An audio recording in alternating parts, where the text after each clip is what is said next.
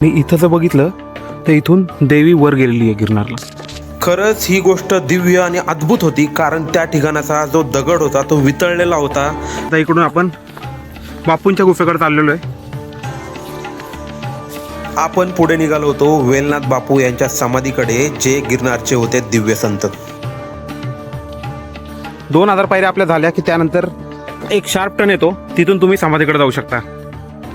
आणि फायनली आपण त्या ठिकाणी पोहोचलो जिथं वेलनाथ बापूंची गुफा होती. या ठिकाणी त्यांनी तप, साधना, ध्यान हे सगळं करून पावन केली होती मित्रांनो. आणि या ठिकाणाचं जे आध्यात्मिक वातावरण होतं ते सुद्धा अद्भुत होतं.